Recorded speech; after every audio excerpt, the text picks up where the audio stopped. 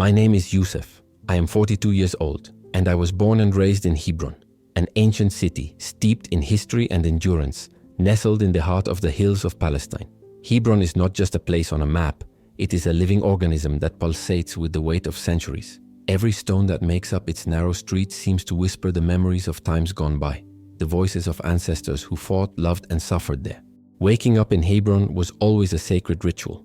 Even before the sun broke the horizon, the call to prayer echoed through the city, coming from the minarets of the mosques, an invitation to connect with the divine and also to remember the duty we carried in our hearts. The air, fresh in the morning and filled with a reverent silence, soon mingled with the characteristic aroma of olive trees, trees that have accompanied us for generations, silent witnesses to our joys and sorrows. At night, the smell of burning wood spread through the alleys, creating an almost timeless environment where past and present seemed to intertwine in a dance of shadows and memories. This was my world, a world shaped by a deep faith, but not only by a traditional faith in God. My belief went beyond personal spirituality and was tied to something greater, a cause, a purpose, a struggle that transcended my own existence. My family was immersed in this universe of faith and resistance. From an early age, I grew up hearing stories that revolved around a single word, jihad. For us, this was not just any Arabic word. It was the blood that ran through the veins of our people, the call to defend our land, our identity, and our right to exist. The men in my family, my father's brothers, my uncles, my older brother, were known for having taken up arms, participating in battles that to them were sacred. They were fighting not just a physical enemy, but a threat that seemed to want to erase everything we were. They were called martyrs, shuhada, and their names were engraved in places of honor, painted in large, bold letters on the walls of the mosque we attended and carved above the gates of our family compound, like eternal guardians of our history and our pride. Their gazes, etched in murals and photographs, stared back at me every day as I passed by. They were a silent but powerful reminder of what it meant to carry the blood of those who sacrificed themselves. My father, Mahmoud, was the central figure in this narrative, tall and bushy-bearded. His eyes were as hard as the city's ancient stones, as unwavering and unforgiving as Hebron itself. He taught me from an early age that the world was divided, that Jews and Christians were seen by him as infidels, enemies of Allah and our people, condemned to an eternal fate in hell. Show them no mercy, he would say, his harsh voice carrying the weight of conviction. My mother, Fatima, was the silent counterpoint to this masculine strength. Her hands were always busy, baking bread with za'atar or sewing kefirs for the fighters. Despite her stillness, her eyes reflected a complex mix of pride and sadness, a reflection of the burden we all bore. My brother Khaled was my hero, my living example of what courage and sacrifice meant. He died in 1993 when I was just 10 years old, in an ambush by Israeli soldiers. The news came as a shock that tore through my childhood, a mixture of grief, pride, and confusion. My father told me that Khaled had reached paradise, that he was a martyr, a chosen one whose soul rested with Allah. Khaled's face became a symbol, plastered on murals in the mosque, his rifle raised, an image of bravery and resistance. His name echoed at rallies and meetings, celebrated as a hero who gave everything for the cause. 2 years later, my uncle Bassam followed suit, dying in an explosion in Jerusalem. Their faces, their stories were my heaven and my world, the inspiration for my dreams and the strength behind my identity. Hebron was alive with a mixture of faith, anger, and hope. The streets, narrow and vibrant, were always full of life. Vendors sold hot falafel and juicy dates, while dust mixed with the smell of diesel formed a thick haze over the city. Abraham's tomb, a sacred place for us, dominated the landscape, but it also represented the dividing line between our world and that of the Israelis, with its strict checkpoints and armed soldiers watching every move. The tension was constant. We young people responded with stones and shouts of Allahu Akbar, a cry that carried all our anger and desire for freedom. My father said those soldiers were Zionists, protected by America, the great Satan. This hatred grew inside me, igniting my heart with a flame that made me feel ready for anything, ready to fight, to defend what was mine, to honor the blood of my martyrs. Our house was more than a home, it was a fortress. Stone walls surrounded our compound, and in the courtyard, a lush lemon tree offered a rare respite from the harshness of life. On the walls of the gate, the faces of Khaled and Bassam watched us, like eternal sentinels. Neighbors came to pray before them, touching the images, calling them shuha, holy martyrs. When I was 8 years old, my father sat with me by the lemon tree on a warm night under the stars and told me Khaled's story for the first time. He spoke with pride, describing how my brother had faced the soldiers, how he had given his life for his faith and his country. I listened with wide eyes, fascinated, wondering what it must have been like to have that courage, that indomitable spirit.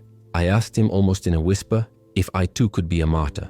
My father smiled, placed his heavy hand on my head, and said that if Allah willed it, I would have my destiny. My mother, always sweet and welcoming, welcomed neighbors who came to pay tribute to Khalid. They called him a hero, said that paradise awaited him.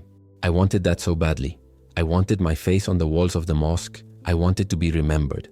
I wanted to be part of that history. The school I attended was a breeding ground for these ideas. It was a Hamas-affiliated school where, in addition to the Quran, we were taught about jihad, about the struggle that should be our mission. Imam Yusef, our teacher, spoke with passion.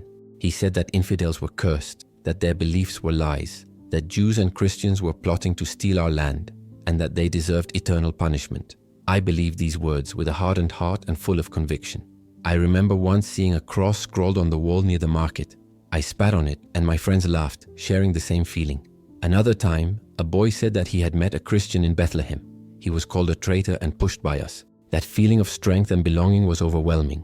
I felt like Khalid. I felt that Allah was watching me and approving. My day always began with the Fajr prayer, a sacred moment when the first light of dawn bathed the city and filled my soul with an emotion that is hard to explain. I learned not only to memorize the verses, but to live each word, to feel the weight of the world divided between Muslims and infidels. I grew up viewing the non-Muslim world with distrust, suspicion, and even enmity, a division that seemed inevitable, drawn by fate and faith. Mercy, that word seemed to have a very particular meaning for us. It was something reserved exclusively for those who belonged to our circle, our flock. Out there, in the vast world that surrounded us, compassion was a rare and distant word, especially when it came to those we were taught to see as enemies, Christians and Jews. For us, they were not just adversaries in a political or territorial conflict, but implacable figures, constant threats who inhabited dangerous hearts, full of intentions that we had to combat without the slightest mercy. My father, with his steady, unwavering voice, told stories that left me breathless. He narrated battles with a sparkle in his eyes, as if each word were a flame lit within him.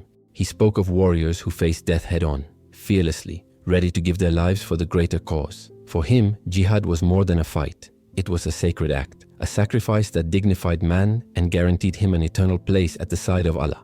In our home, honor, faith, and resistance were inseparable, like three pillars that sustained our existence. The murals of my brother Khalid and my uncle Bassam's faces that decorated our walls were not just static images. They were, for me, a constant call, a silent challenge for me to also follow that path of bravery and dedication. I felt the weight of this inheritance, a burden that I carried silently, but that filled my chest with a pride that is hard to describe. Every time I looked into those painted eyes staring back at me, I felt a kind of summons, a voice telling me to be ready, to be strong. In the midst of all this reality, there was Sammy, my best friend, almost my shadow. We were inseparable. We spent our afternoons running through the dusty alleys of Hebron, stealing olives from passing carts, deftly dodging the Israeli soldiers who patrolled the streets with cold eyes and pointed guns. Sammy was a cheerful figure with a loud and easy laugh, his keffiyeh always loose in the wind, a living symbol of our identity and resistance. He embraced Islam with fervor, prayed beside me, shouted with conviction the slogans of the rallies that filled the squares. We would often sit on my patio while my father told us stories of Khalid, of Bassam, of the battles that had become legends to us. "We will be martyrs too," Sammy said, his eyes glowing with a fierce fire, a mixture of hope and determination. I nodded, clasping my hands in his, sharing that almost impossible dream, but one that was all we knew, a future where sacrifice for Palestine would be our greatest glory. But then, in 1997, when we were just 14, everything changed. Sammy's father arranged a scholarship for him to study in London, an opportunity many could only dream of. Amidst the noise of the souk, the voices, the negotiations, and the constant hustle and bustle of the streets, I hugged him tightly, feeling a deep ache in my chest. "Don't forget the jihad," I said, trying to hide my fear that he might actually walk away from it all. Sammy smiled with that same lightness he always had, promising that he would come back. But when he was gone, I felt a crushing emptiness, as if a vital part of me had been ripped out and taken away. Without him around, I threw myself even deeper into my faith, searching for a reason to keep going, to resist. My father, sensing my thirst for belonging and struggle, gave me a gift that changed everything. An old Kalashnikov rifle, a weapon that seemed loaded with the history of our family and our cause. He took me to the hills around Hebron, where he taught me to aim, to shoot with firm and meaningful words. "For Palestine," he would say, his gaze fixed on the horizon. I shot at cans, felt the dust rise and my hands tremble, but I struggled to stay steady. I joined Hamas youth camps, where the days were filled with military drills, war cries, and fiery chants. We burned American flags, accusing their leaders of being demons who supported our enemies. My mother, silent and determined, sewed banners for the rallies, her prayers a mix of gentleness and restrained ferocity. I helped with a burning heart, feeling that I was part of something bigger, but not everything was so simple inside me. Sometimes when I was alone, I would look at Khalid's mural, at those fixed eyes that seemed to cross time, and an uncomfortable doubt would invade me. Was death really that cold? I hated that question. I buried it deep inside, and so I would seek refuge in prayer, kneeling on the mosque carpet, feeling the pain in my knees, trying to banish the fear with faith. In 1999, when I was 16, Sammy came back. He was different, taller, still with a patchy beard, but something else had changed about him. We met near the mosque, the air heavy with olive smoke and the distant sound of prayers. His gaze had an unusual softness, a weight that seemed to carry secrets. "The strange Yusuf from London," he said in a voice that sounded low, almost hesitant. We went to a shisha cafe, a place where the sweet aroma of molasses enveloped everything, creating an almost magical atmosphere. But he didn't do what we usually did. He didn't pray before tea or curse the soldiers who passed by. Something about him disturbed me. I asked what had happened, and he just laughed, placing a light hand on my arm, trying to ease the tension. "I learned things," he said, looking away. I pressed on, wanting to understand, but all he could talk about was the London rain, how the constant noise made him think differently. My stomach tightened, as if he had become someone I no longer knew. One night we climbed up to my roof, where the city lights seemed so far away, and the surrounding hills were plunged into deep darkness. Sammy took a book out of her bag. Small, simple, unlike anything I had ever seen. "What is this?" I asked, my voice thick with suspicion. He paused and then said, "A Bible." My blood ran cold. A Bible there in the middle of Hebron? I wanted to scream, I wanted to hit him, I wanted to tell my father. Infidels weren't supposed to read Bibles. We weren't. But when I looked at Sammy's face, I saw calm serenity, a peace I'd never seen before, something not even Khalid's murals could convey. "Jesus is not what we were taught," he said in a firm but gentle voice. "Just listen, Yusuf." I stood there motionless, heart racing, ready to run, to escape from that moment that threatened everything I knew. But his eyes showed no shame, only a peace that confused me, that moved me in a way I still didn't understand. "I'm your friend," he said, breaking the silence. I sat, hands shaking, as the world I knew began to tilt, to shatter into fragments of doubt and curiosity. In secret conversations, Sammy shared his journey, the doubts that had haunted him, the love he had found in Christ, the peace that now filled his life like a balm for old wounds. His voice was soft but charged with conviction, and the seeds of curiosity began to germinate inside me, silent yet unnamed. On silent nights when the city was asleep and prayers ceased, I found myself lost in questions that burned inside my chest. Could it be that everything I had been taught was incomplete? Or worse, was I mistaken? Could Jesus be more than a prophet? Could the message of love and forgiveness that Sammy claimed to have found be the truth I sought, hidden beneath layers of anger, fear, and hatred? These doubts terrified me. Questioning my faith meant risking everything: my family, my community, my honor. But at the same time, the questions grew stronger with each passing day, demanding an answer I didn't yet know how to find. The murals of those I called my heroes, my brother Khalid and my uncle Bassam, stared back at me every day. Their painted eyes, so fixed and intense, seemed to defy any doubt I might have, a constant reminder of the promise I carried in my veins. It was a reminder that burned into my soul. The path I chose was not just a personal choice, but a legacy etched in stone, blood, and faith. And in the midst of this turmoil, I felt caught between two worlds that seemed irreconcilable. On one side, there was an unquestionable loyalty to my family, to my faith, to the heavy history that defined us, a history of resistance, of struggle, of sacrifice. On the other, there was an unexpected emptiness growing inside me, a deep hunger for something different, for a truth that was more than a flag or a gun. I felt the weight of the past pulling me back, but at the same time, a silent, almost timid hope insisted on sprouting in my heart. The echoes of gunshots, the shouts of rallies, and the flame of jihad clashed with the soft words, the gentle prayers, and the hymns of peace that Samir gradually introduced me to. It was as if my heart had become a battlefield where there was no respite. The war was not just between peoples, but within myself. I could feel my father's gaze, stern and hard, weighing down on me every time I hesitated to reject Samir's words outright. His silence, more cutting than any shout, spoke volumes about his disappointment and fear. I knew he expected blind loyalty, unshakable pride, but inside me something trembled and asked for something else. The pride of the past tried to bind me with invisible chains, while the hope of a new beginning sprouted, delicate, like a resistant flower amidst dry stone. One of those nights, lying in my small room, looking at the lights that were going out outside, I felt for the first time the weight of true loneliness. It wasn't the ordinary loneliness of being physically alone, but the loneliness of the soul. That agonizing sensation of being awake while everything around you sleeps, of being the only one listening to a voice that doesn't yet know how to respond. The silent city seemed to sleep, oblivious to the internal storm that I was experiencing. I was a divided boy, a young man whose spirit was beginning to awaken to frightening questions. The days that followed Samir's return were filled with tense, uneasy silence. I was trapped in limbo, unable to escape the web of conflicting thoughts and feelings. That friendship, forged in childhood amid shared prayers and martyred dreams, now seemed like a tenuous bridge between a past I knew and an uncertain future. Samir was no longer the laughing boy, full of youthful bravery and fiery cries against our enemies. There was a new calm about him, a quiet assurance that both disturbed and attracted me. At first, our conversations were careful, almost rehearsed, like two friends treading delicately on fragile ground. We tried to hide the intensity of our feelings, protecting the deep roots of our shared history. We met in discreet places, the shadowed corners of busy markets where the noise muffled our voices, in the twilight of dusk when the city seemed most vulnerable, and in the quiet shadows of my family's house when everyone had gone to bed and we were the only ones keeping watch. Samir's words were unexpectedly gentle, but they carried a quiet strength that dismantled the armor of certainty that I had always carried with me. He spoke of Jesus not as a distant figure, a prophet far removed from my reality, but as someone alive, present, capable of transforming the heart and soul. He told me simple but profound stories of forgiveness, healing, and peace. He spoke of a love that did not require blood, hatred, or violent sacrifice. His voice lowered, as if revealing a precious secret when he said, "The God I know is a God of mercy, of grace, of love, not a God who demands violence and blood to be honored."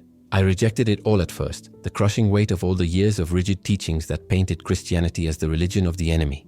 Weak, foreign, false. It was a hard line that ran through my entire being, hard to break. But Samir's stories stuck with me like soft echoes amid the noise of my mind. Slowly, they began to chip away at the foundations of my beliefs, bringing to the surface a restlessness I had never dared admit, not even to myself.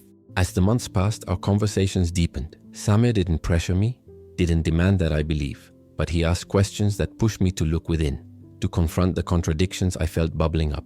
He asked how I could understand a loving God and at the same time accept the brutal violence that was justified in the name of Islam. How can a religion that teaches killing in the name of God be the true way? He would ask, his eyes shining with calm clarity. Where is the mercy you talk about so much? Have you read what Jesus said? Love your enemies and pray for those who persecute you. Matthew 5:44. I tried to respond, tried to justify, but Samir's words opened up the chasm between what I believed and what I was beginning to feel. He showed me verses from the Quran and the Bible side by side, pointing out that Jesus' message was one of peace, forgiveness, and unconditional love, while many of the teachings I had grown up hearing seemed to demand an unyielding hatred of non-believers. Doubt became my secret. At night, when the city finally fell silent and the voices of my family faded, I would pick up the battered Bible Samir had given me. I held it in trembling hands, my heart pounding, terrified of being discovered. Reading in barely audible whispers, I turned the pages with a mixture of wonder and dread. Each story seemed to glow with a different light, revealing a God I had never known. A God who endured suffering, forgave sinners, and called for peace even in the face of hatred. I found myself captivated, feeling the urgency to find a faith that could embrace my broken and restless heart. But along with this desire came the shadow of fear. Fear of my father's gaze, fear of rejection from my community, fear of the crushing weight of the legacy my family expected me to honor. It was a silent battle, a conflict that burned in my chest as I tried to find a path to truth, to peace, to myself.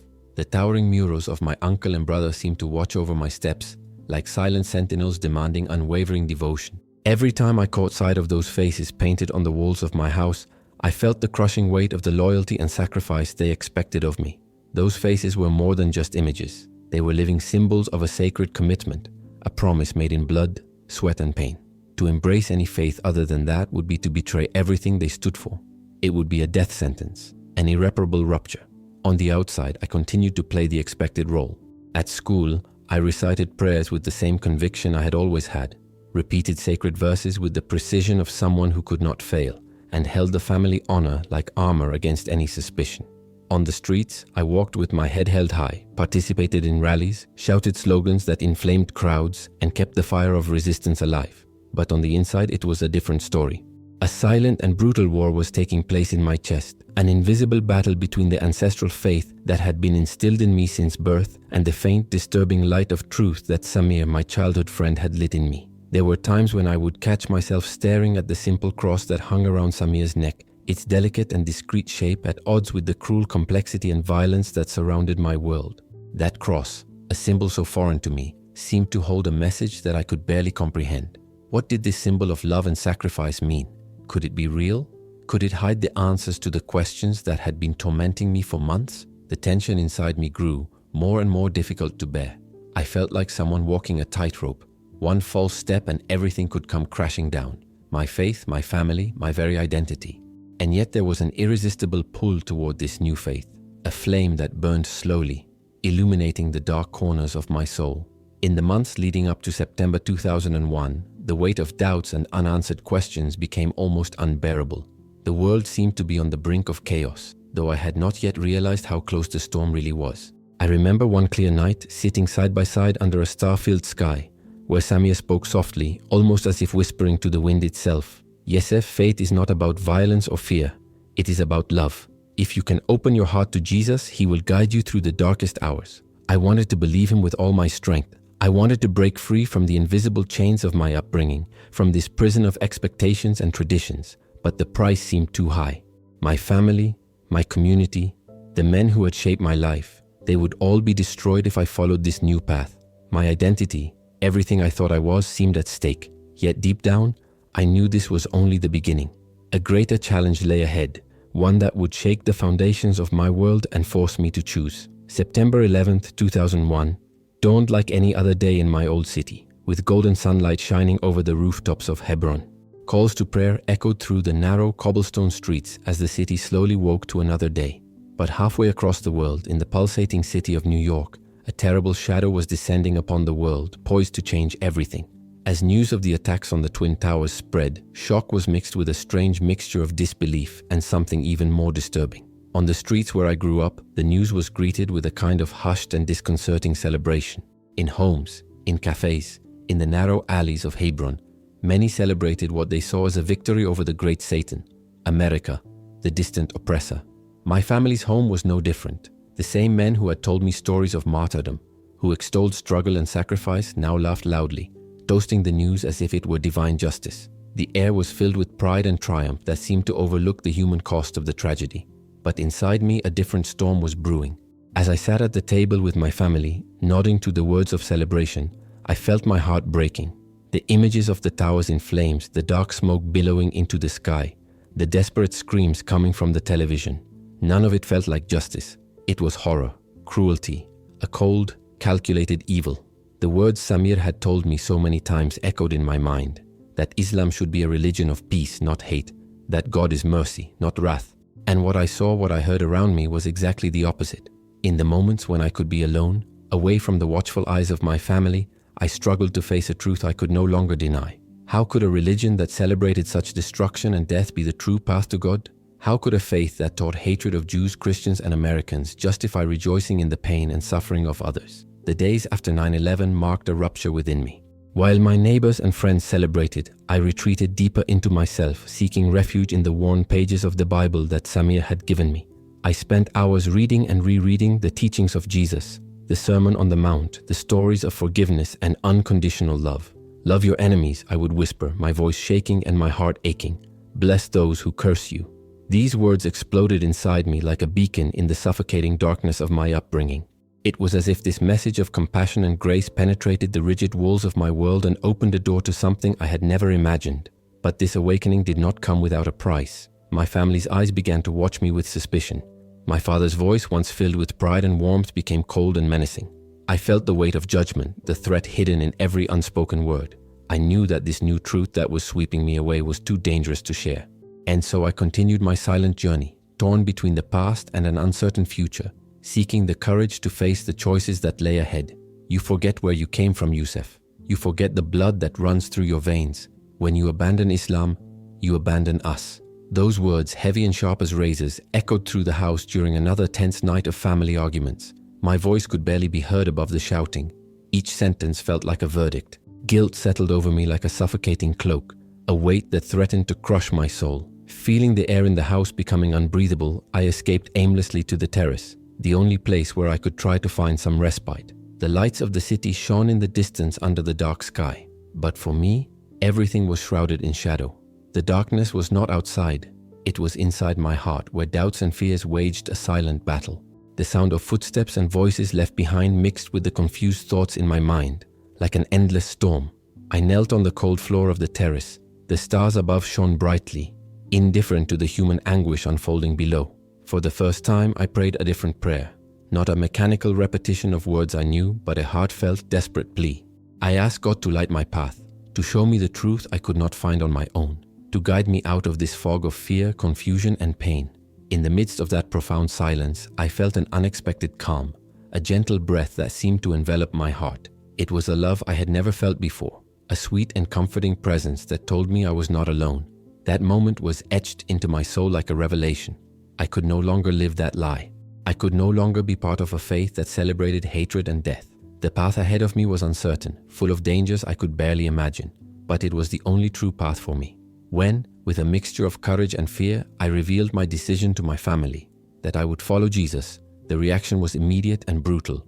My father's face was twisted in a mixture of anger and disappointment that cut deeper than any knife. "You have brought shame upon us," he said, the words harsh and unforgiving, like a blow. "You are not a son of this house." The home I'd known, seemed to close in on me, a prison of rejection. Threats began to circulate, quiet but forceful, fraught with a real danger that could not be ignored. Whispers of betrayal spread through the community like wildfire. I became an outcast, a stranger among my own people. The security I'd once known disappeared, replaced by cold stares and slamming doors. And at one point, I nearly lost my life in a carefully planned assassination attempt, a bloody reminder of the price of my choice. It was then, overcome with fear and despair, that I sought help. With Sammy's faithful help, I contacted the United Nations Refugee Agency. I poured out my heart and told them my story, a story of faith, fear, and the struggle for survival. They listened. By God's grace, I was granted refugee status, recognized as someone fleeing religious persecution. Arriving in the United States was a shock, a country full of contradictions for me, where everything was strange. The language, the faces, the customs. I was a stranger, alone and scared, but also free. For the first time, I felt a true peace that illuminated the darkness of my past. The freedom to explore my faith without the constant specter of death or ostracism was a priceless gift. But freedom had its price. My family had completely disowned me. My father's words, once I could never erase from my memory, echoed like a cruel sentence. "You are not a son of this house." Those words cut deep, a pain sharper than any physical rejection. It was not just the loss of a home, but the loss of belonging, of identity itself. With Samir's help, I found a small church, a humble, welcoming place where I could worship without fear. The congregation was a tapestry of scarred lives with people from many nations, each carrying their own stories of pain and hope. The message here was clear and powerful: love, forgiveness, and grace. It was a world completely different from the one I had grown up in, where hatred and violence had been the norm. I will never forget the day I was baptized in that quiet chapel. Surrounded by strangers who somehow felt like family, I plunged into the cold water. More than a physical ritual, I felt a deep cleansing, as if all the burdens of my past, the fear, the violence, the hatred, were washed away, dissolved in the water. It was a rebirth, a new chance. Even in that moment of joy and hope, fear never completely left me.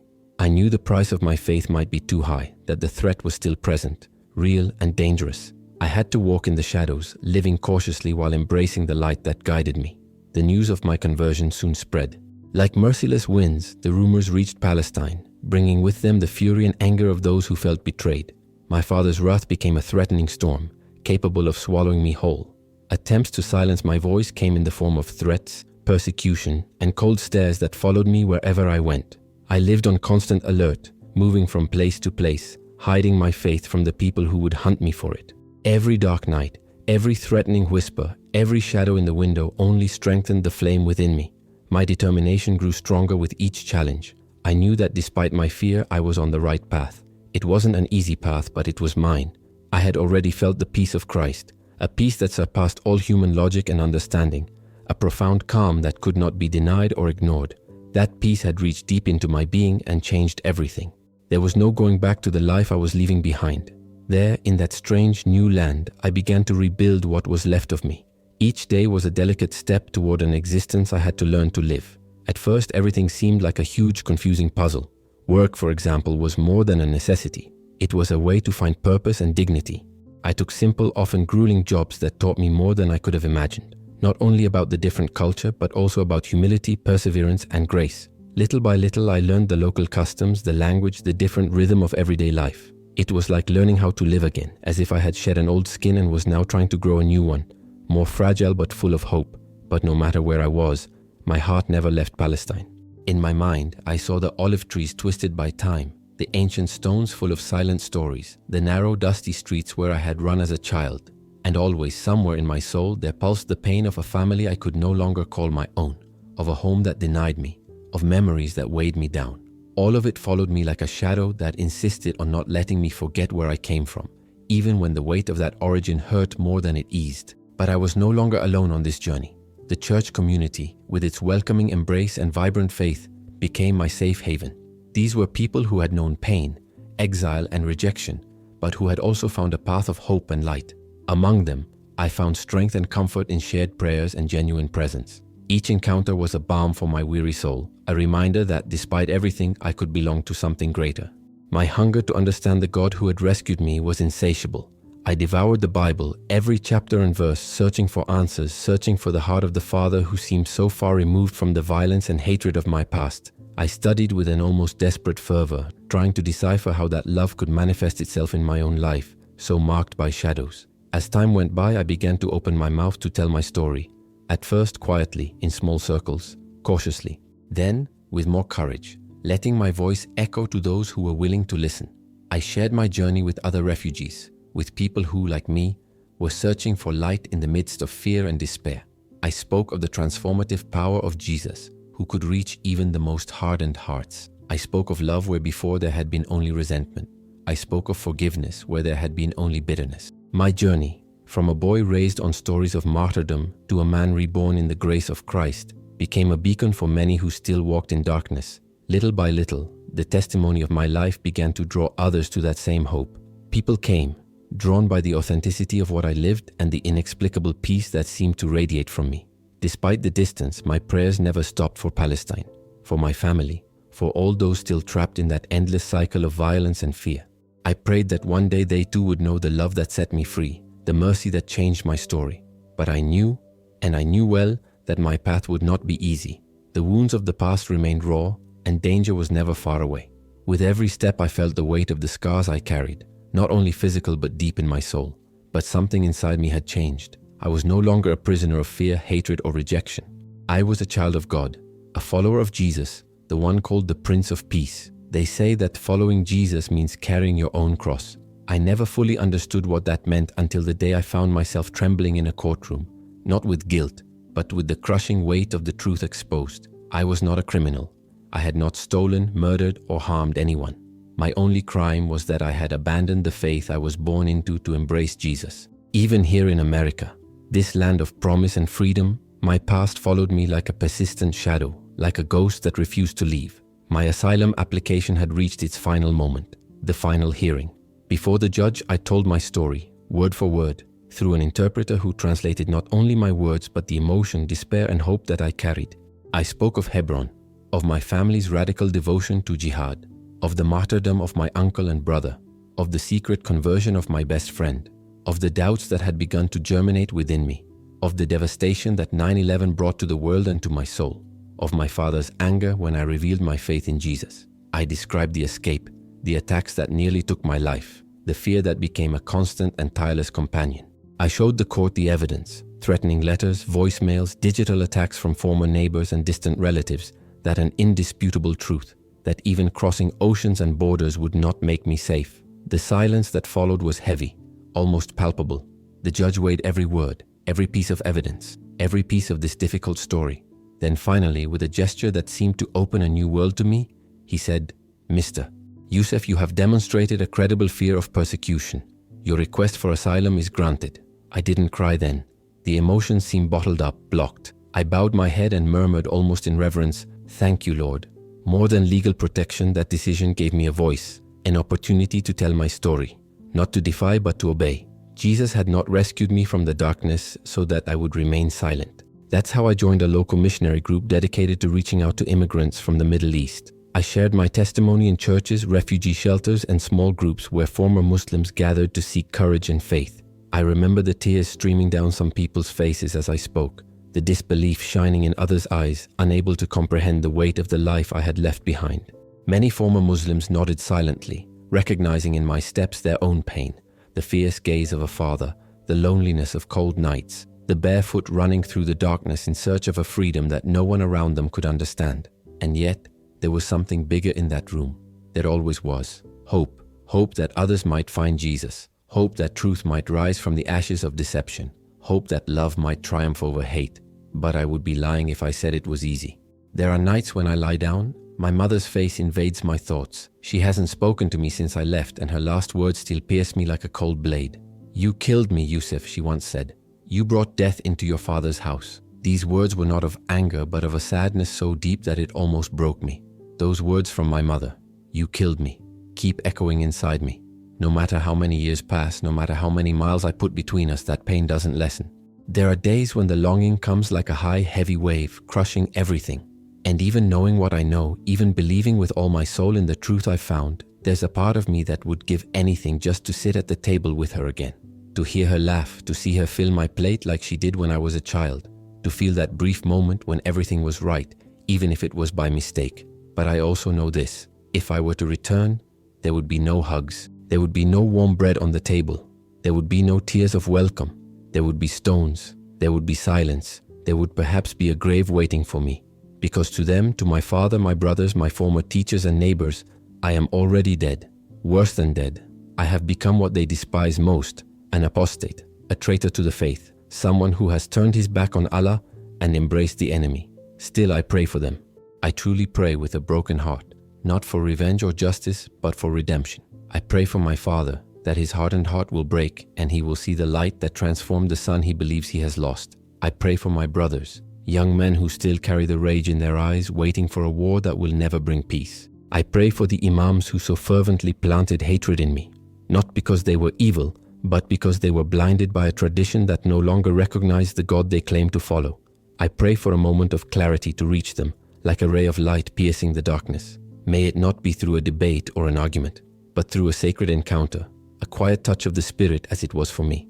A year after I was granted asylum, I decided to legally change my name, not out of shame for my past. Quite the opposite. I honor the story that brought me here, but I wanted the name I carried to reflect who God was shaping me to be. I chose the name Elijah.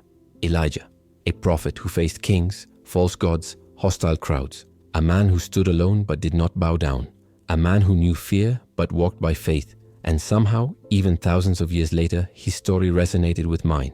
It was as if I were following in his footsteps, just in a different setting. I began working as a translator. My fluency in Arabic and English opened doors I never imagined. It was as if God was transforming every piece of my story, even the language of my childhood, into tools for his purpose. Later, I was called to serve as an associate pastor in a small church. With the encouragement of fellow believers, I enrolled in an online seminary, studying theology, missions, and evangelism with a hunger that only grew. Each class was a new piece of the puzzle. Each discovery, a new flame ignited in my heart. I also began to share my story more boldly, not just in American churches, but online, in Arabic, to people who lived exactly where I had lived. In fear, in doubt, in the silent struggle between tradition and truth. I knew what it meant to risk everything for a question. I knew the desperation of searching for meaning in a sea of prohibitions and threats. So I wrote, recorded videos, answered anonymous messages from people in Egypt, Lebanon, Jordan, and even Palestine. Some came in anger, others in tears, but all were searching. And I felt honored to point the way, not to myself, but to him. I no longer fear death, and I say this soberly, not with bravado. It is a strange and profound peace. If I am ever found, if a man comes to my door with a knife or a gun, I will know what to say. I forgive you, and Jesus loves you even now. Because that is the greatest difference between the two worlds I have known. One taught me that dying for God was the only way to reach heaven, even if it cost innocent lives. The other taught me that it was God who died for me, so that I could live, and so that I could love even those who hate me. It's been years since I left Hebron. I've long since fled the dusty streets and the familiar faces full of expectation and threat. Today, I live in a serene city where the trees change color with the seasons and my neighbors greet me without suspicion. It's a world completely different from the one that shaped me. Here, children play without fear of explosions. Here, I can pray out loud. Here, I can be who God has called me to be. But still, my soul is tied to the land where it all began, Palestine, the land of my blood, my pain, and my memories. I carry the stories of my family like honorable scars. The voices of my people accompany me every step of the way. My daily prayer continues to be for them, for the healing of those who still know no reality other than fear, for the forgiveness of those who hate me, for the salvation of a people who wait for something more, even if they don't yet know its name. Today, my role goes beyond that of a survivor. I have become a messenger of hope. I work with ministries dedicated to welcoming refugees, especially former Muslims who have risked everything for Jesus, men and women who carry the same pain, the same risks, the same questions that were once mine. I understand them. I speak their language, not just the language of their language, but the language of their soul, the language of fear, loss, and the hope that blossoms in the midst of darkness. Whenever I can, I travel. I speak at churches, refugee camps, support gatherings. Sometimes it's just 5 people in a cramped room. Other times it's hundreds in an auditorium. But in every place, there are eyes that shine with the same fire that once burned in me. Every life I touch reminds me that grace is too powerful to contain, that no past is too dark, that no heart is beyond redemption. Many say they saw in my story a reflection of their own struggles, that my words gave them the courage to take the first step. I rejoice in that, but I also prepare them. Because this path has a cost, a high cost. The scars of rejection do not disappear. They only become marks of honor. I lost everything I knew, family, friends, identity. And even now I receive threats, dark messages, strange faces watching. But none of that stops me. Each attack only strengthens my faith. Each challenge reminds me why I chose this path. I learned that following Jesus means walking with the cross on your shoulders, but with your eyes on the crown.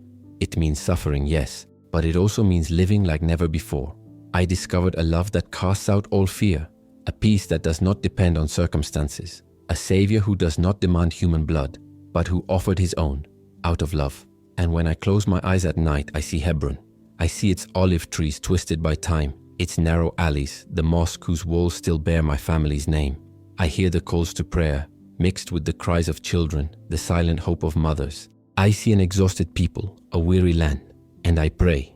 I pray with everything I have, not only for my salvation, but for theirs. I pray that one day hatred will give way to forgiveness, that violence will be replaced by peace, that fear will be uprooted, replaced by the love that conquers even death. Because my story is not just mine. It belongs to everyone who once walked in darkness and found the light. To those who listen to me, whether in a church pew, through a screen, or in a quiet corner of a refugee camp, I say with all the conviction of my soul, there is hope beyond the pain. Even when all seems lost, even when the voices of the past shout louder than the promises of the future, there is hope. A hope that is not built on empty promises or human ideologies, but on God himself. A God who knows your name, who sees your tears, and who loves you with an unconditional, unshakable, incomprehensible love. There is freedom beyond chains, even the ones you don't even realize you're carrying. Invisible chains of fear, shame, guilt, imposed tradition, lifeless religiosity. I knew them well. I lived imprisoned in them for years, believing they were part of who I was. But I discovered that Jesus doesn't just set you free. It redefines. He takes the pieces of our broken identity and molds something new, something beautiful, something eternal.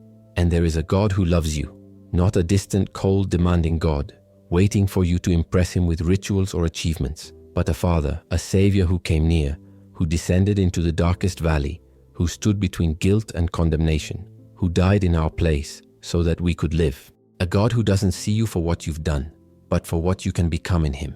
Who knows your sins and still reaches out. Who knows your doubts and doesn't turn away. Who knows your wounds because he too was wounded for love of you. My name is Yusuf, a name that was once whispered in dark hallways as a curse and remembered at family dinners with shame. A name that carries childhood memories of fire and discipline, of stories of glory and sacrifice and victory in blood. I was raised to fight, to hate, to die for a cause. But by the grace of God, I was reached by the truth. Today, I am Elijah, still the same man in the flesh, but with a new soul, a new vision, a new purpose. A man redeemed, restored, remade by the love of Christ. Not perfect, but forgiven. Not free from scars, but full of peace. My journey still continues. It is not a tale with a happy ending, because the path of faith is narrow, difficult, and often lonely. Buddha is a path of light, and I walk through it with my eyes fixed on the cross, with my feet firmly on the rock, with my heart burning with hope. I walk with the purpose of serving, of loving as I have been loved, of bearing witness not only with words but with life, a life plucked from the shadows and thrust into the light, a life that has tasted fear but now hungers only for truth, a life that seeks not revenge but reconciliation, that takes up no weapons but reaches out. To all who, like I once was, are surrounded by doubt, by the pressure of culture, by the prison of fear, listen, you are not alone. There is a voice that calls your name in the midst of the confusion. There is a hand reaching out toward your pain. And there is a path, narrow yes but glorious, that leads straight to the heart of God. I was a boy shaped by war stories, fed with dreams of martyrdom, trained to hate. But now I am a man remade by the love of Christ, a love more powerful than any hate, deeper than any abyss, a love that found me, saved me, and sent me. And my story, which began among stones and gunpowder, is now written on pages of grace, with the ink of forgiveness, guided by the hand of the one who gave me new life. My journey continues, and as long as I have breath, I will tell the world. The truth sets you free, love transforms, and Jesus is the only way to true peace.